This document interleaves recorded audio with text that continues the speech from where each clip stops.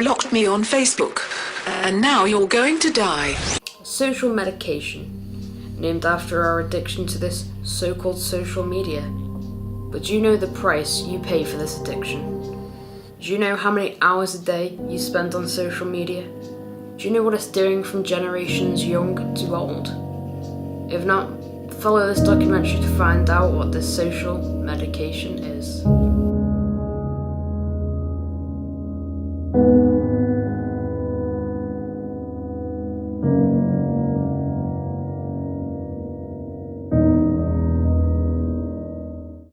At dinner, at gigs, family gatherings, at the cinema, and mobile phones are annoyingly everywhere. We cannot escape technology. With this technology comes media, social media. Take this scenario for example. A group of friends, all are having lunch together. Every one of them on their phone ignoring the world around them. Sat on Facebook, Tumblr, Twitter, Snapchat, the list goes on. Do we really know what social media is doing to our health? I'll be exploring our habits and how our mind changed through the use of social media. Do you have a social media account? 2 billion people worldwide use social media. This means that 28% of the population of the world are interconnected. Now, how much time do you spend on social media? For many, this social media can be an escape. Those of us with social anxiety often clutch to our phones for safety, scrolling through Facebook to avoid real human interaction. Ironic really, seeing as it's called social media. But what do the public think? I went along to High Remington Rangers to go and find out what they thought. Social media is good because you can catch up with like friends that you haven't seen like for ages. So I'm in high school now, so me speaking to my friends from primary school who like live like 2 hours away from me, it's really good because I get to talk to them over like Facebook and everything. I think social media has lots of pros and cons. I think it's, for me, fantastic because at this point in my life, a lot of the friends that I made at university I'm no longer in contact with, that I sort of meet on a regular basis. So for me initially things like Facebook have been a fantastic way to actually keep in contact with their lives and what's going on, and for them with us as well. So I sort of hear from them on a daily, weekly basis, and it's really nice because I think that if it was just down to email, phone, or actually physically meeting up, that would never happen whatsoever. So in a way that's a good thing, but it could also be quite intrusive as well, and you're sort of finding out maybe a little bit too much about people that you don't really need to find out about as well. But I think that social media definitely has its place, and I think that's where it's positive for communication purposes, both on a sort of social sort of level, but also maybe on from whatever people do like hobby-wise or work-wise and things like that, that they can use it to communicate with other people. But I think that it also has a detrimental effect on how people sort of communicate with each other, because they can actually also be not good communicators. Even though they're actually sending messages, they're actually not, that actual face-to-face thing has been lost, and I think that that's where things can be misunderstood and then things can escalate from there on. We're being stuck to our phones, tablets and computers. What is this social media actually doing to us? I did some research to see what social media medically is doing to our minds. I came across a useful video which describes what Facebook is doing to our mind. It helped me become more aware of Facebook depression. Yes, you heard me right, Facebook depression. It's a real thing. First, let's talk about the video. This video made popular by a science YouTube account informed me and a lot of other people about what social media is actually doing to our brains. He explains that 5 to 10% of the internet users can't decide how much time we spend online. We are physically addicted. He also states that the brain rewards us from going on these social media accounts and networking sites. We get rewarded in our emotions, we get attention, and it helps with decision making. This develops our brain. But easy reward with posting a status and getting likes actually brings on the same kind of addiction as an alcoholic or a drug addict. Can't log off? Surprisingly, 5 to 10% of internet users are actually unable to control how much time they spend online. Though it's a psychological addiction as opposed to a substance addiction, brain scans of these people actually show a similar impairment of regions that those with drug dependence have. Specifically, there's a clear degradation of white matter in the regions that control emotional processing, attention, and decision making. Because social media provides immediate rewards with very little effort required, your brain begins to rewire itself, making you desire these stimulations, and you begin to crave more of this neurological excitement after each interaction. Sounds a little like a drug, right? So social media is hurting us in a sense of addiction. But let's talk about Facebook depression. First of all, what is it? Facebook depression is when you spend a lot of time on Facebook and you feel bad because everyone else is posting their best lives forward. They've gone out for a nice meal and you'd be sat there and you may be feeling a bit low about yourself, so you could post something that other people may say is negative. So you put your feelings forward. This in return can bring unwanted comments about how you've become attention seeking or how you should cheer up. This bad feeling caused from these comments and seeing everyone's happy lives when you feel like you're sad sat at home is Facebook depression. This Facebook depression is one of the many reasons that teens have anxiety and depression.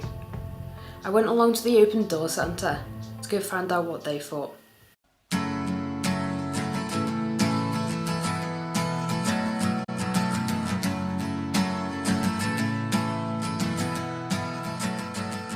The Open Door Centre is a mental health charity that was designed to provide support for people that are experiencing depression and anxiety, but in a way that's dead informal, dead laid back, and quite different from what you might get from traditional clinical or medical interventions for mental health. So we're staffed largely by young people from the local area that might have experiences of depression and anxiety themselves.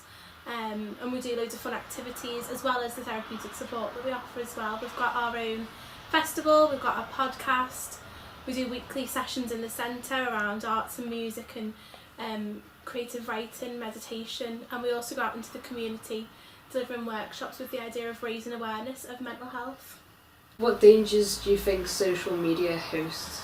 I think for, well, first of all, it's a very easy way for people to be horrible without having the necessary repercussions that might have in real life. So you can call someone a horrible name on the internet and, you know, not have to, you know, either be on the receiving end of anything horrible back or not have to witness the upset that causes. So I think social media can remove the a lot of human elements of interaction. I think it can you don't know who you're speaking to, you don't know. Someone can say they're a 19-year-old lad from Manchester who's in a band. In real life, is he a 60-year-old obese man that hasn't left his bedroom for 4 years and is doing this for the wrong reasons? So there are a fair few dangers when it comes to social media. Is social media safe? If you're safe and if you're cautious and careful and following all the proper procedures, then yes, it is safe. If you're not putting out your personal information, if you're not speaking to strangers that you've never met before, and if you're doing everything to look after yourself online, then it is. But unfortunately there are some people that maybe aren't educated when it comes to social media and maybe do silly things, speak to strangers or whatever. But I'd say as long as you're responsible, it is safe. Like I said before, there's the dangers of not knowing who you're speaking to. But you've got to look after yourself, haven't you? And you've got to remember that just because someone's saying X, Y and Z doesn't necessarily mean that that's true. What does social media actually do to the mind? So there's the idea that you're the negative effects of it. There's the idea that your friends are always out at the party and you're the one that's left behind. You only on social media, you only see the very best of people's lives. And people that do share the negative things that are going on in their lives get called attention seekers, get called cranks, get a lot of negative things if they decide to share the negative things that are going on in their lives. On the flip side, if you're only ever sharing the positive sides, then people get a very unreal impression of what your life is like. Have you had people come to the Open Doors Centre because of social media problems? Not necessarily because of social media problems, but that has come up in discussions. So online bullying is a massive issue for a lot of young people at the moment. So we do get people in that come in and say that, you know, that's an issue. We get people that have maybe started online relationships and then when it's come down to it, it's not worked out, and a lot of that is because, you know, you're basing it on sitting at a keyboard and not having real face-to-face interaction. So they're the two main issues that come up, but we've not had anyone directly come because of social media.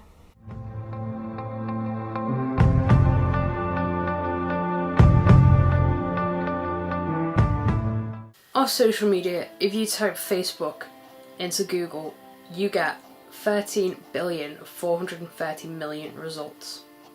If you look further and type Facebook depression, you get 165 million results. And if you start to type, "Why does Facebook make me?"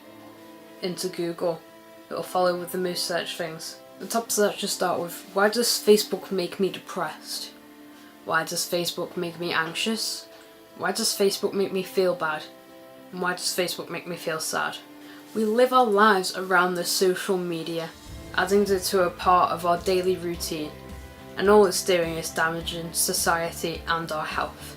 Studies show that 63% of Americans log on to Facebook daily, and 40% log on multiple times each day.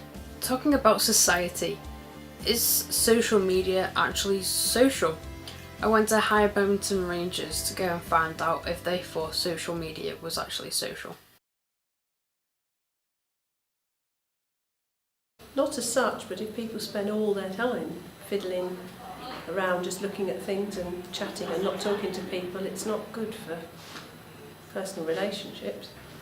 Yes, I'm a prime example of this. Yeah.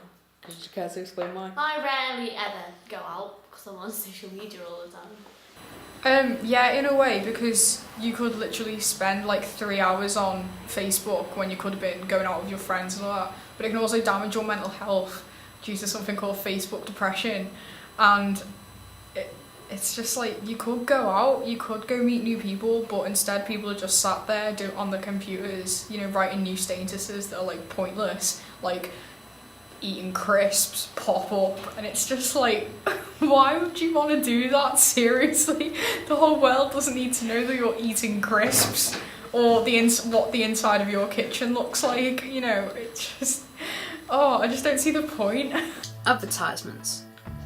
Although they can be annoying on Facebook, Tumblr and Twitter, but some people are actually getting advertisements on these social media platforms and developing their businesses. 70% of marketers use Facebook to gain new customers, and social media will account for 22.5% of digital marketing budgets in the next 5 years. I talked to a student who runs her business through social media. Let's see what she has to think about social media. My business is a home-run sort of company that I make personalised toys, jewellery and teddies and so forth for charity. I recently started up a Facebook page and a web page, which I'm still in the process, but at the moment I use a web page called DeviantArt to advertise and sell my goods, and in all honesty it has actually helped quite a lot, as more people from across the world tend to ask for new products and then order over online. Otherwise I wouldn't be able to do it if I didn't have my website. What are your sales like in comparison to not using social media? Before I used social media, they were okay. I did craft fairs and little days where people gathered together and copy sales and things to sell, and people took interest and tended to buy them, but it wasn't that many, because when you see people in person you tend to have a look at your stuff and go, oh right, okay. But while if you were to do it on social media, you get people who are looking for specific items and they can research that specific item and find it and buy it, so it has broadened the sales quite a lot. Do you feel that businesses that use social media have a bigger audience in sales? Yes and no, as if you were to sell something in person, the person there can see the product, feel the product, see it, the quality, while a person online, they can't exactly do the same. They've just got a picture, but if I'm honest, online you do have a broader audience because obviously they can research what they're looking for and find it there and then, whilst if they were to go in a shop they might not find it at all. The average amount of friends someone aged 18 to 39 has on Facebook is 300. There are nearly 1.4 billion Facebook users. But do you accept people you don't know to be your friends?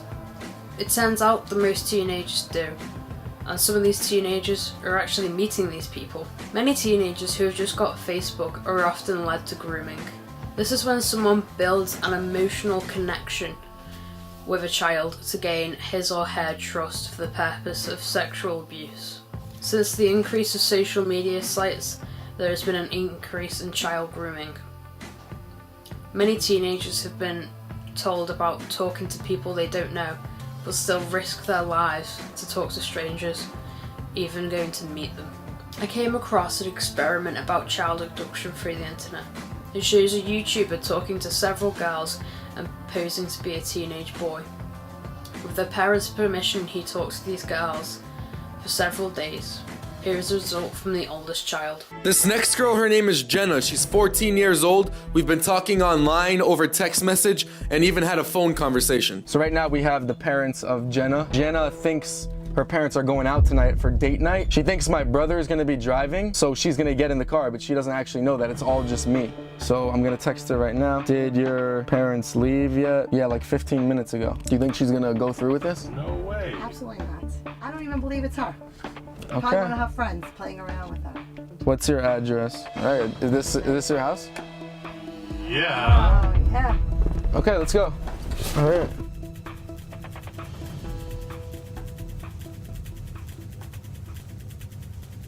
We are here, come out.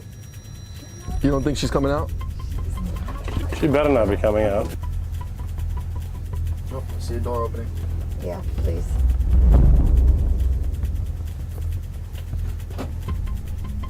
Yep. I see someone. Can't believe this. Yeah. Hop in. He's in the back, over here.